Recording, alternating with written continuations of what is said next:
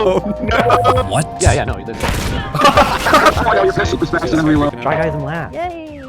Alright, well, I still got some battery in here. Got all this fucking hair off me. Brushing this shit. Look at that. This book that we're talking about today, I literally don't know if anyone else knows what this is. NRG League of Legends contracts on the back. When they won, that 1 year they did good.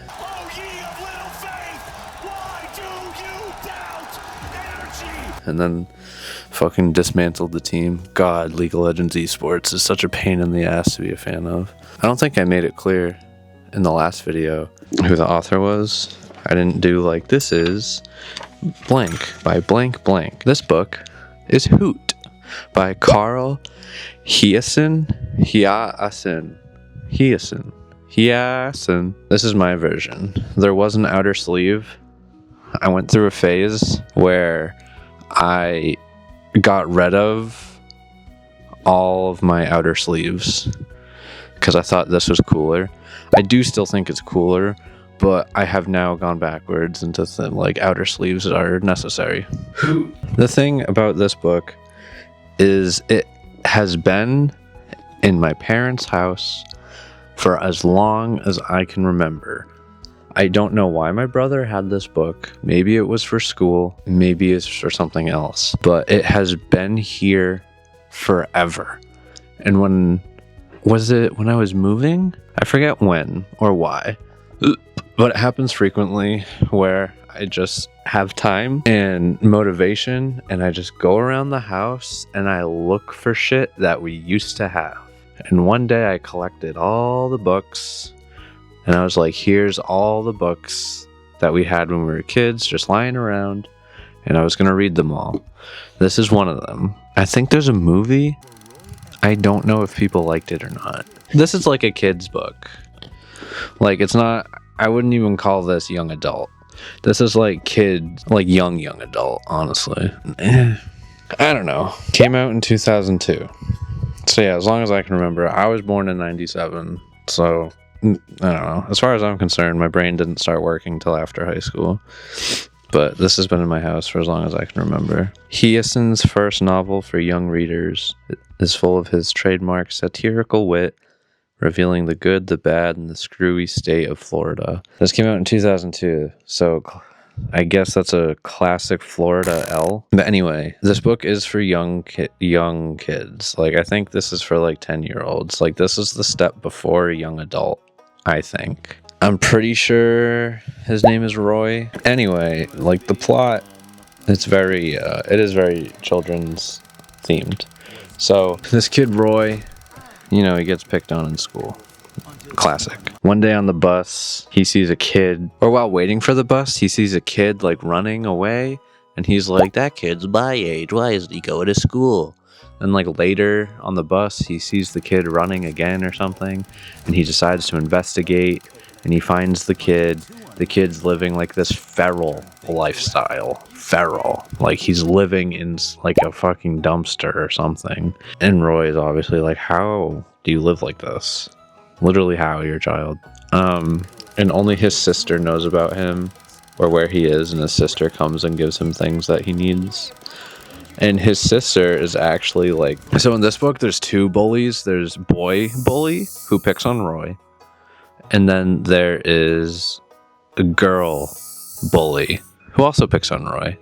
But this feral kid's sister is girl bully, and then through investigating this kid, he becomes close with girl bully. What's her name? I'm not gonna call her girl bully. Beatrice is, yeah. The boy is called Mullet Fingers because he can catch mullet with his bare hands. So he calls himself Mullet Fingers. His stepsister is Beatrice, who checks on him to make sure he has everything he needs. And the main character is Roy. So, Mullet Fingers, I don't even know how to describe him. Dirty boy. There's construction going on. They're gonna like build a fucking chain restaurant somewhere. And the plot of land that they're gonna build the chain restaurant on has a species of owl living on it that burrow And like that's the whole thing. It's like there's no trees over here, there's no animals, and it's like, no, you're not listening. The owls burrow in the ground. Their nest is underground. And basically they spend the book, 1, dodging boy bully, and 2, coming up with a plan to like not have the chain restaurant be built on that land and like prove that there's an endangered owl species there. That's why it's called Hoot. Owls. Makes sense. Here's the thing though. This book is ridiculously well written. It is so well written. Like I was reading, yeah, it's for kids, and I went into it like, oh yeah, you know, it's a kid's book, so I got to take it for what it is. When I was reading it, I was like, wow, there are twists and turns. Well, not really, but there are pieces that seem to not have to do with each other that come together at the end. For instance, it follows 2 narratives. There's Roy. And then there's a police officer. Now, this police officer, see if I can find a chapter with him. Officer David Delinko. You're introduced to Roy and Officer Delinko, like right at the beginning. They have their own chapters that don't have to do with anything. So I was confused at first because you're reading about Roy, and then all of a sudden you're reading about this officer. And I was like, okay, maybe it's a 1-part thing, just like a blip into what's happening with the rest of the world. But no, it keeps happening. And I was like, why are we reading about this fucking guy? And then you get to the end and you're like, oh, that's why we're reading about this guy. While Roy is in school, standing up to his bullies, even before he discovers mullet fingers, there's this officer who is tasked with staking out the construction site where they're going to build the chain restaurant. And he's kind of dumb. Like he's like not good at his job. He falls asleep because it's an overnight thing. And like one of the machines gets destroyed. And then he's sent there again. Does he fall asleep a second time? I think he falls asleep a second time. And like his cop car gets fucked with. And then they're like, he's like embarrassed and a disgrace. And he has to go do all this like lame bullshit work to like make up for it. But he makes it a point to visit the construction site anyway, because he's like, I'm gonna figure out who's doing this shit. Fast forward, it's Mullet Fingers. Mullet Fingers is the one doing this shit. I forget, how does he get tied in? I forget how he gets tied in. I mean, that's kind of how it gets tied in, is because Roy meets Mullet Fingers, and Mullet Fingers is like, yeah, I've been fucking with this fucking site the whole time. Oh, and like the chief of police finally like tries to stake out the place itself because they're getting chewed out by the chain restaurant company or whatever for like, we want to start digging, but shit keeps happening. And then Mullet Fingers fucks with him too.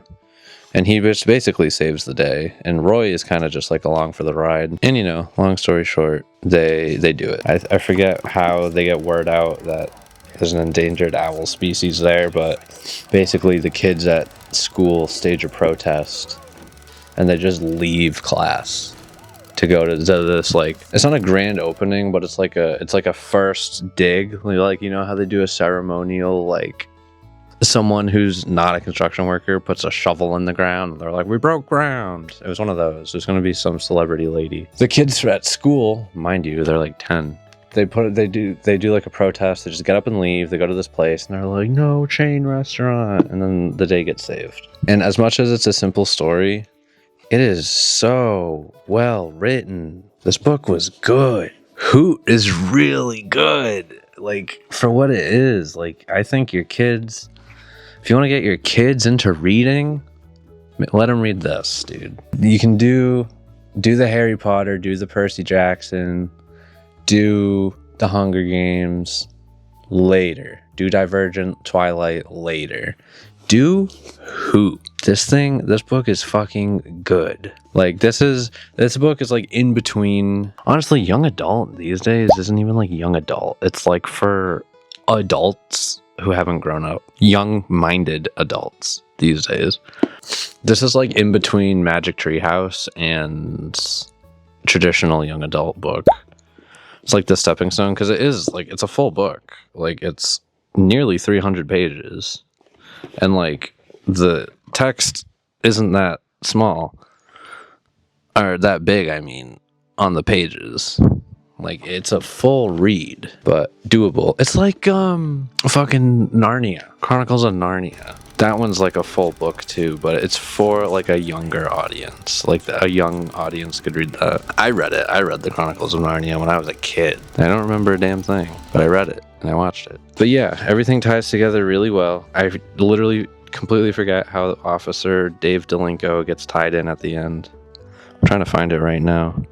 Oh, that's right. So the bully kid is named Dana Matherson. This is the boy bully. And I'm pretty sure they tried to pin it. They tried to, like, let's be real, Mullet Fingers is committing crimes by fucking with this construction site. He's committing crimes. And they're trying, they tried to blame it on Dana Matherson and get him arrested. And it doesn't work because he, like, actually didn't do it. Like, Dana's just a shitty kid, but he didn't actually do that. I think he finds the owls through his investigation. And he's like, because, you know, it's that typical thing, like the very Goosebumps thing, where it's like the kids are telling the truth and the adults are like, yo, whatever, stupid kids. It's like that. And I think Officer Delinko is like, no, whoa, there are owls. Look. And all the kids are like, that's what we've been saying. And then the town is like, well, we can't put a restaurant here. I'm talking about it like it's stupid. I mean, it's a simple plot, but it's well written. And I think something should be said about how well written it is. But yeah, that's Hoot. It is fantastic for what it is. Is it perfect? No. I don't think it's perfect. I don't know, it's strange. I don't want to say it's perfect because it's a kid's book, as if kids' books are inherently flawed by being for kids, you know? It's almost like an ego stroking thing to be like, oh, well, it's for kids, so it's never gonna be perfect. It's so close, though. I think the fact that it's like a simple plot and some of the stuff is like, yeah, sure. Sure. For a kid's story, sure. Oh, and there's like corruption from cops. Teach kids all cops are bad. Except Officer Delinko. Officer Delinko isn't a bad cop, but he is a bad cop. You feel me? I think there's a movie of this. The thing is, I'm pretty sure there's a movie. When I think of the movie, the only thing that comes to mind is How to Eat Fried Worms. You remember that? Yeah, I think it's How to Eat Fried Worms. That's what's coming to my mind. That is definitely not Hoot. But I think there's a Hoot movie. You gotta believe me. It's pretty damn good. Here's the little owl logo. How do I review things? Am I even reviewing things correctly? Like, should I be like, oh, the prose and the themes. The theme was anti-government propaganda. I'm taking some friends through the Crooked Moon D&D campaign, and I read a review about it, and it was like so long. Granted, the Crooked Moon is about 700 pages of content, and the review is so long, but it got into stuff like philosophy and story writing and shit like that. And I was like, this is a review, not just personal experience and feelings, but talking about the way stories are written and just the way that the content is placed in the book. And I'm like, that's a review right there. I can't do that. I feel like, well, I mean, it's a kid's book. It's hard to do that. It's like a simple story. I don't know. Maybe I'll figure out how to do a better review later. Let's see. Star rating. Let's go. I think I'm going to give this a 4 out of 5 stars. And the reason is not because it's a kid's book.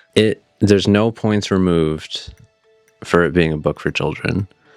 I think it's because my positive feelings are more so from being impressed. I'm very impressed. It exceeded my expectations for this.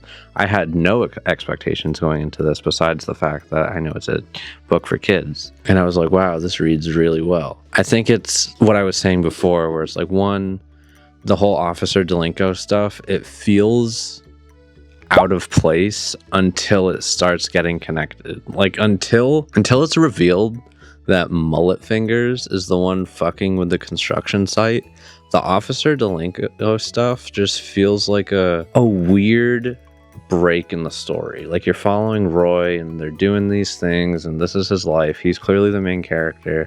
And it just cuts to this shitty police officer, just like being a goober, and he's goobering around, and it's like, why are you here? And every time you read his chapter, it's like, why are we reading this? And then it makes sense at the end, but it's certainly not like, I don't know, it's not like other books that have that. Like, I just read one, The Ember and the Ashes, where you were reading from 2 points of view every other chapter, and they kind of get intertwined pretty early, briefly, so you know they're in the same plot, but they just briefly pass each other, so you know that they're connected and that they will come back later. This one doesn't get connected till like way later. And I think that's probably my thing. 4 out of 5 stars. I'll give it a 7 out of 10. 4 out of 5, 7 out of 10. It's impressive for children's lit. I think you should check it out. If you need a palate cleanser, definitely read Hoot, I think.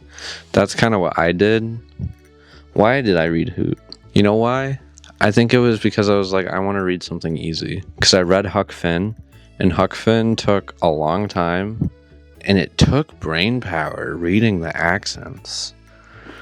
So I read Fault in Our Stars because I was like, I want something easy. And then The Fault in Our Stars is like emotionally heavy. So I was like, I want to read something easy. Like, I want to read something and have it be an easy read and also like not like emotionally taxing. Like, I don't want emotional investment in it. Like, I don't want to be sad. I just want to read it and kind of turn my brain off and just kind of read the story for what it is. So I think this is a fantastic palate cleanser, especially if you're reading a series. Like, I think this would be great. Like, I read Ember and the Ashes this year, the first one. I'm not going to review it, but I like it.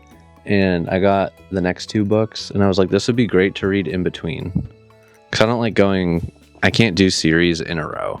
I used to do that, and I don't like that anymore. I need a break for the story to sit with me. And then I'll go to the next one. Read Hoot. Read it.